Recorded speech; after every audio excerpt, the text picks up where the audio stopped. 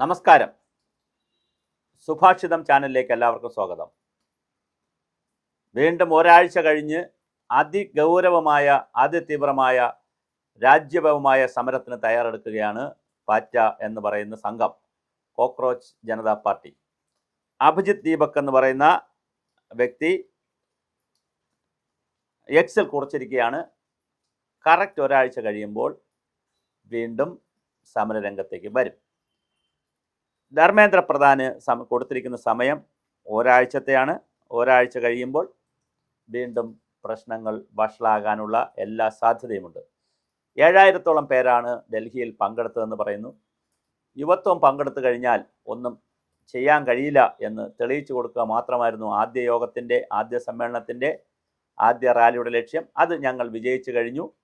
ഇനിയും ഒരാഴ്ച സമയം കൊടുക്കുന്നു ധർമ്മേന്ദ്ര പ്രധാന്. ഒരാഴ്ച അദ്ദേഹം രാജിവെച്ചില്ലെങ്കിൽ രാജ്യത്തിൻ്റെ വിവിധ ഭാഗങ്ങളിൽ ഇതിൻ്റെ അനുരണനങ്ങൾ ഉണ്ടാകുമെന്നാണ് അദ്ദേഹം പറയുന്നത്. കാര്യം 10-12 ലക്ഷം ആളുകൾ ഇദ്ദേഹത്തെ ഫോളോ ചെയ്തിട്ടുണ്ട്. എല്ലാവരും ഡൽഹിയിൽ എത്തിയെന്ന് നമുക്ക് പറയാനാകില്ല. ഡൽഹിയിൽ 7000 പേർ വന്നെങ്കിൽ മറ്റ് സ്ഥലങ്ങളിലും ആളുകൾ വരാതിരിക്കില്ല. അപ്പോൾ എന്തായാലും വളരെ വലിയ ഒരു തലവേദനയാണ് കേന്ദ്ര ഗവൺമെൻറ്റിന് ഈ അഭിജിത്ത് ദീപ്കെ കൊടുത്തിരിക്കുന്നത്. ചെറുപ്പക്കാരനാണ്, അമേരിക്കയിൽ ഇരുന്നു കൊണ്ടാണ് ഇത് ഓപ്പറേറ്റ് ചെയ്തത്. ഇന്ത്യയിൽ എന്തായാലും വളരെ വലിയ ഒരു പ്രശ്നമാണ് ഇതിനകത്ത് വരാൻ കിടക്കുന്നത്. എന്തായാലും നമുക്കിത് കാത്തിരുന്ന് കാണേണ്ടതാണ്. രാഷ്ട്രീയ പാർട്ടി ആകാനൊന്നും CJPക്ക് താല്പര്യമില്ല എന്നറിയുന്നു. പക്ഷേ ഈ പറഞ്ഞതുപോലെ വളരെ വലിയ ഒരു ബഹളത്തിലേക്കാണ് പോകുന്നത്. ഇപ്പോൾ കണ്ടത് വെറും ട്രെയിലർ മാത്രമാണ്. 7 ദിവസത്തിനകം ധർമ്മേന്ദ്ര പ്രധാൻ രാജിവെക്കണം എന്നുള്ള അന്ത്യശാസനവുമായിട്ടാണ് CJP നിൽക്കുന്നത്. പരീക്ഷകളിലെയും റിക്രൂട്ട്മെൻറ്റ് ടെസ്റ്റുകളിലെയും ക്രമക്കേടുകൾ ആവർത്തിക്കുന്ന പശ്ചാത്തലത്തിൽ കേന്ദ്ര വിദ്യാഭ്യാസ മന്ത്രി ധർമ്മേന്ദ്ര പ്രധാൻ രാജിവെക്കുകയല്ലാതെ മറ്റൊരു മാർഗമില്ല എന്നാണ് കോക്രോച്ച് ജനതാ പാർട്ടിയുടെ ഡിമാൻഡ്. ഒരാഴ്ചയ്ക്ക് മന്ത്രി രാജിവെച്ചില്ലെങ്കിൽ രാജ്യവ്യാപകമായ സമരം നടക്കുമെന്നാണ് പറയുന്നത്. ജന്തർ മന്ദറിൽ നടന്ന സമരം ഒരു ട്രെയിലർ മാത്രമാണെന്നും യുവാക്കൾ ഒന്നിച്ചാൽ എന്താണ് സംഭവിക്കുകയെന്ന് സർക്കാരിന് കാണിച്ചു കൊടുത്തതായും അദ്ദേഹം എക്സിൽ കുറിച്ചിട്ടുണ്ട്. വിദ്യാഭ്യാസ സമ്പ്രദായത്തിലുള്ള കടുത്ത നിരാശയും ദേഷ്യവുമാണ് ഇതിലുള്ളത്. അദ്ദേഹം പറഞ്ഞിരിക്കുന്നത്, yesterday thousands of us made history. Our peaceful protests at Jantar Mandar showed the government a trailer of what cockroaches are capable when we unite. Most people who joined us yesterday had never participated in protest before, but they felt embodied by our എന്നെല്ലാം പറഞ്ഞ് വളരെ കൃത്യമായി Abhijith ദീപ്കെ Excel കുറിച്ചിരിക്കുകയാണ്.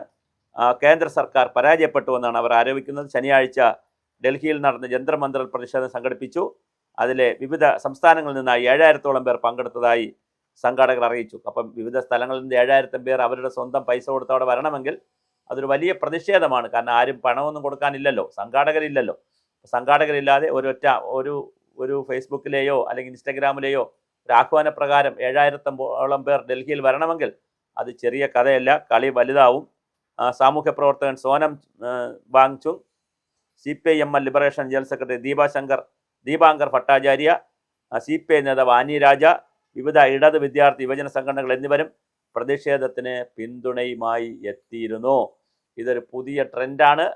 നരേന്ദ്രമോദിക്കെതിരെ യുവാക്കളെയും വിദ്യാർത്ഥികളെയും ഇളക്കി വിടുന്നതിനുള്ള പുതിയ ഒരു കാര്യമാണ്. ഇതിനിടയിൽ നിതിൻ ബബിൻ വിദേശ സർവകലാശാലകളിലെ വിദ്യാർത്ഥികൾക്കും രാജ്യവിരുദ്ധ പ്രവർത്തനങ്ങളിലും ഒക്കെ ഇതിൽ അഭിജിത്ത് ദീപ്കയ്ക്ക് പങ്കുണ്ട്, അല്ലെങ്കിൽ അങ്ങനെ വരരുത് എന്നൊക്കെ ഉള്ളൊരു പ്രസ്താവന നടത്തിയെങ്കിലും അതൊന്നും വിഷയമല്ല. ഞങ്ങൾ രാജ്യത്തിനകത്തുള്ള ആളുകളാണ് ഈ സമരം ചെയ്യുന്നത്. പുറത്തുള്ള വിദേശ സർവകലാശാലകളിലെയോ മറ്റ് രാജ്യങ്ങളിലെ വിദ്യാർത്ഥികൾക്കും ഒരു പങ്കുമില്ല. അതുകൊണ്ട് ഇത് തീവ്രവാദവുമല്ല, ദേശവിരുദ്ധ പ്രവർത്തനമല്ല, രാജ്യത്തെ ഞങ്ങൾ നോക്കുന്നതാണെന്നുള്ള നിലയിൽ വളരെ ഗൗരവതരമായ ഇടപെടലാണ് നടന്നിരിക്കുന്നത്. നമുക്കിനി വരും ദിവസങ്ങളിൽ 7 ദിവസത്തിനകത്ത് ഇതിനകത്ത് വരുമെന്നാണ് പറയുന്നത്. അടുത്ത സമരം എന്ന് വരുമെന്നുള്ളത് നമുക്ക് കാത്തിരുന്ന് കാണാം. എന്തായാലും കോക്രോച്ച് ജനതാ പാർട്ടി പിന്നോട്ടില്ല, അവർ ശക്തമായി മുന്നോട്ട് വരുന്നു. അത് രാജ്യത്ത് എന്തൊക്കെ ദുരന്തങ്ങളും അല്ലെങ്കിൽ എന്തൊക്കെ പ്രതിസന്ധികളും രാഷ്ട്രീയമായി ശ്രദ്ധിക്കുമെന്ന് ഇപ്പോൾ പറയാനാകില്ല. ആരൊക്കെയാണ് അതിൻ്റെ പിന്നിൽ, എന്താണ് അതിൻ്റെ ലക്ഷ്യം എന്നുള്ളതിനെ സംബന്ധിച്ചുമൊക്കെ വരും ദിവസങ്ങളിലായിരിക്കും കൂടുതൽ വിവരങ്ങൾ പുറത്തു വരുന്നത്.